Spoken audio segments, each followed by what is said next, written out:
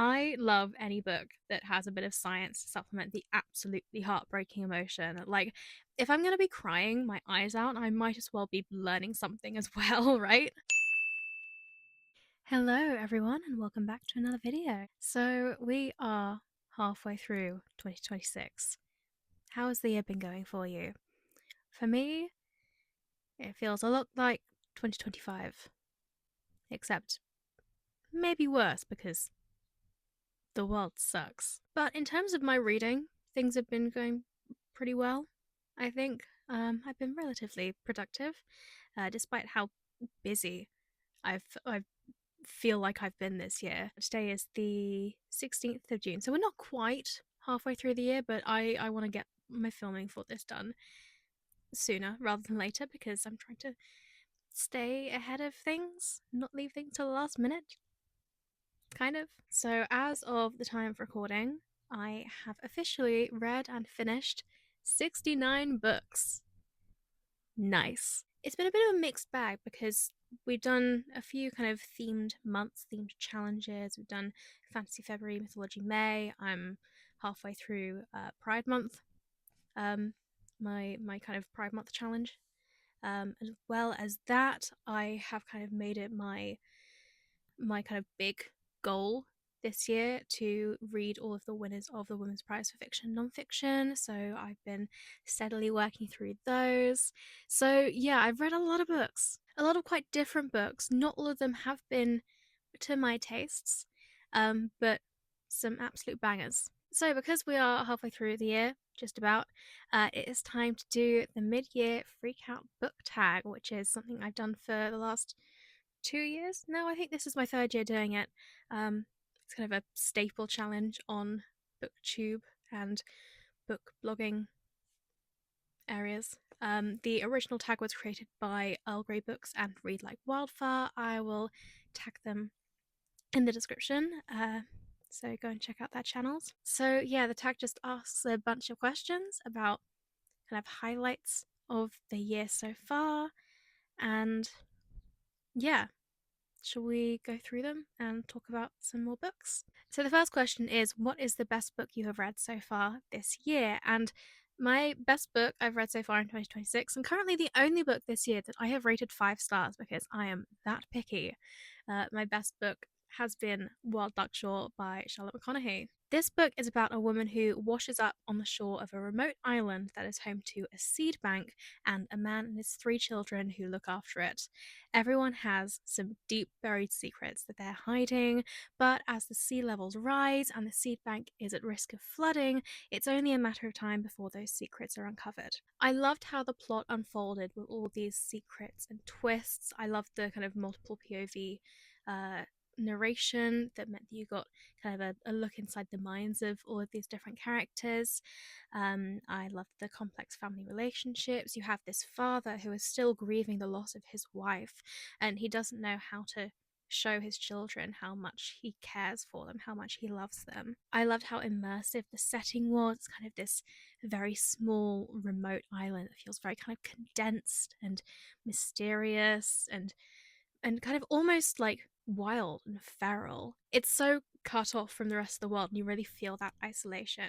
I also really liked how the wildlife and like any kind of science and information we were getting about the wildlife kind of paralleled what was happening with the humans.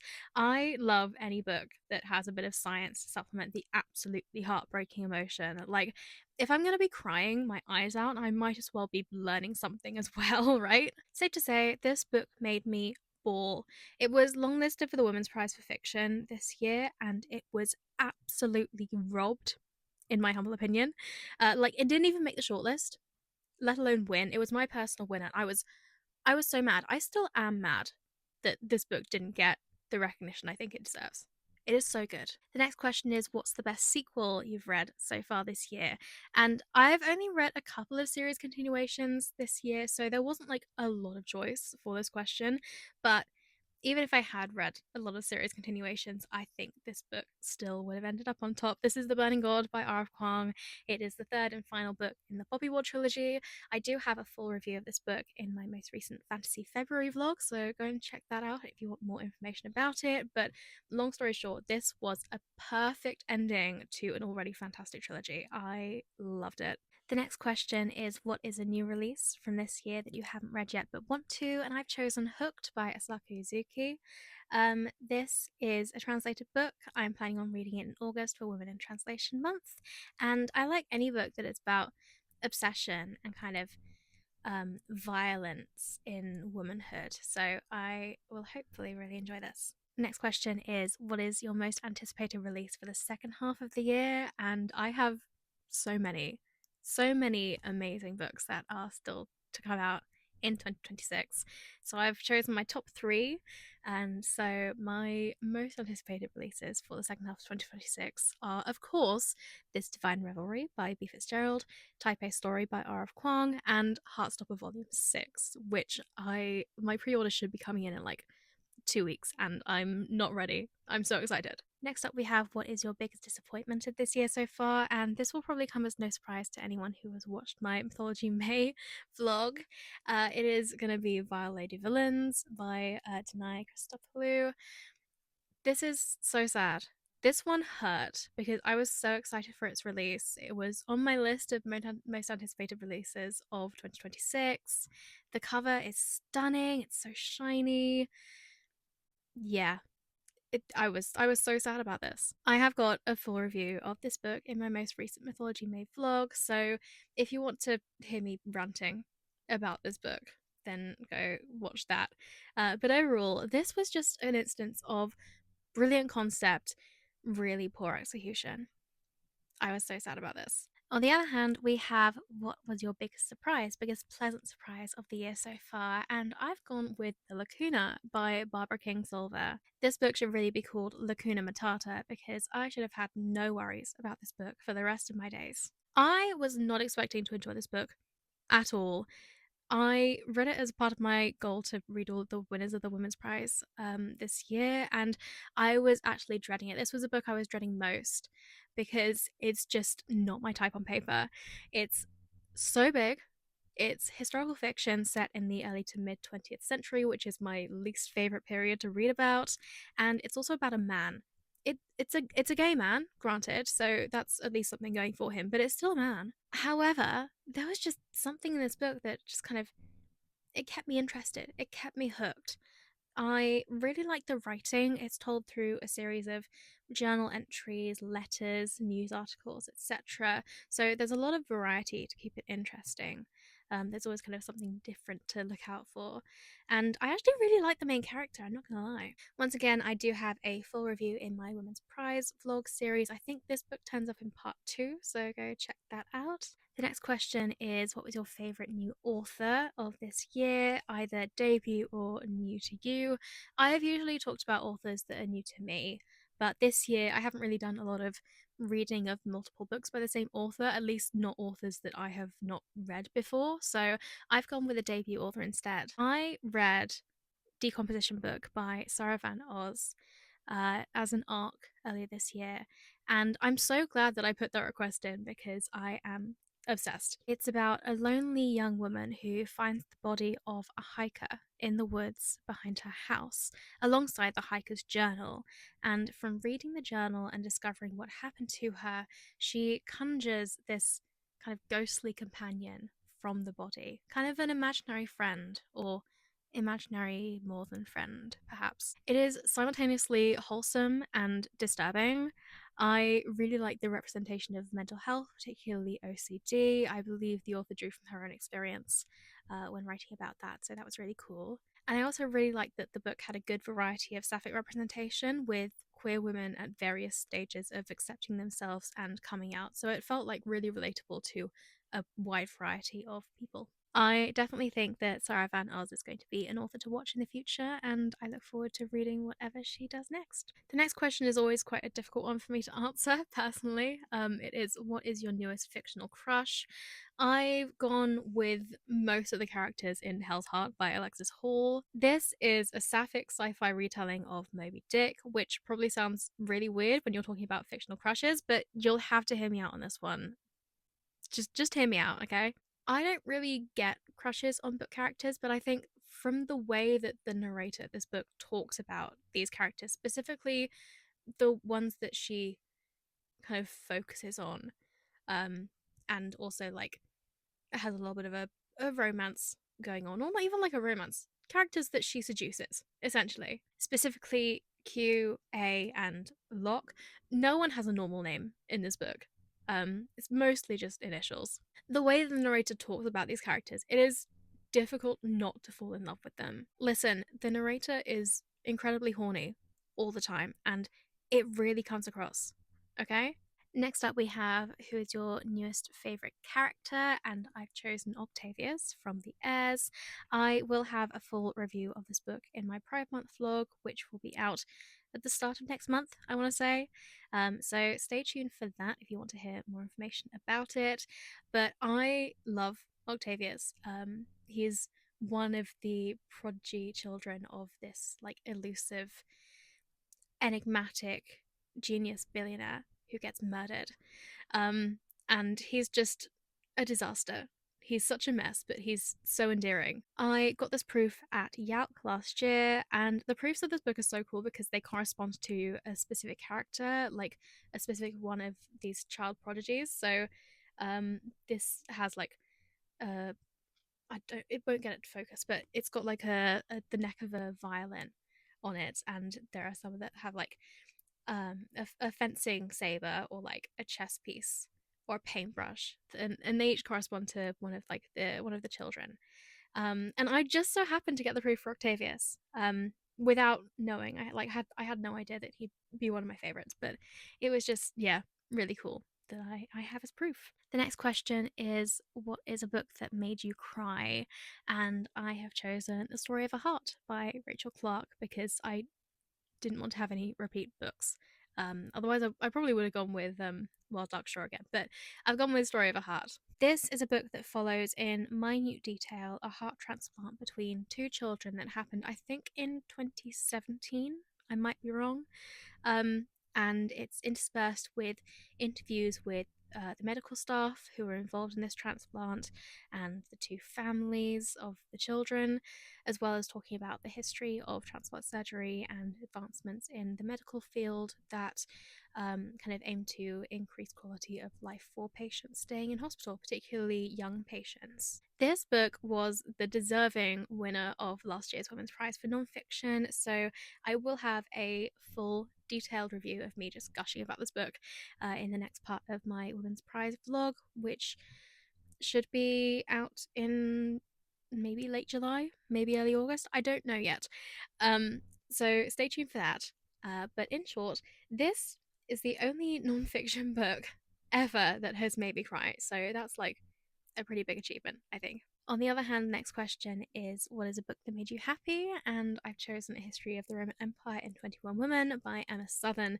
Once again, Emma Southon writes a book that entertains as well as educates. I did a full review of this book in my most recent Mythology May vlog, so check that out if you want to hear more about it. But yeah, it's just a fun kind of whistle stop tour of the Roman Empire through lots of different women and the very small kind of bits of information that we have of most of them.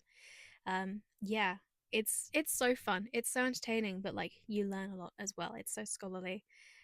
Despite also being nonfiction, it is a completely different vibe to The Story of a Heart, because this book made me laugh instead of cry, but I enjoyed it just as much. The penultimate question is, what is the most beautiful book you bought so far this year?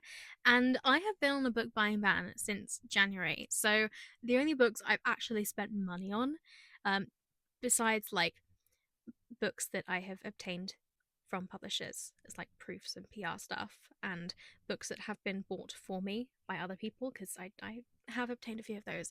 But books that I've actually spent money on myself, um, they've only been like the pre-orders that I made last year, and have been kind of steadily coming out as they've been released. And one of those books is The Lost Daughter Sparta by Felicia Day, illustrated by Rowan McCall. Not only is this book pretty on the outside, it is also very pretty on the inside. It is a graphic novel that kind of tells a new story, a new myth, inspired by a character who turns up in like one line of a random Hesiod poem. And yeah, it's just great. The art style is gorgeous. It is just so striking, so beautiful. I love the character designs. Yeah, it's great. Once again, I do have a full review of this book in my Mythology May reading vlog, so just go and watch that. It's a good video, I promise. I'm actually pretty proud of the editing I did for it, so yeah, go and watch it. And the final question is, what books do you need to read by the end of the year? And I still have a pretty long list, actually. It's quite intimidating looking at it because I have written it down. I still have quite a few books left on my list of 26 books to read in 2026. I am just over halfway through that list, so I'm ahead of schedule considering we're only halfway through June. But it's still quite a few books, and then on top of that, I also have a few books left to read for my Women's Prize reading vlog. So yes, if you want a list, here it is. We have Simply More, You Weren't Meant to Be Human, I Who Have Never Known Men, Elena Knows, Counterattacks at 30, I'm Not Jessica Chen, Good Girl, There Are Rivers in the Sky, Intermezzo, Against the Love of This World, James, Gold Rush, An American Marriage, Hamnet, Demon, Copperhead, Brotherless Night, plus the 2026 winners of the Women's Prize for Fiction and Nonfiction, The Correspondent, and The Final Hotel in Kabul. That's a lot of books. However, I have kind of estimated that by the end of August, I will have read over half of them, because Simply More and You Weren't Meant to Be Human are on my priority TBR for this month, for Pride Month.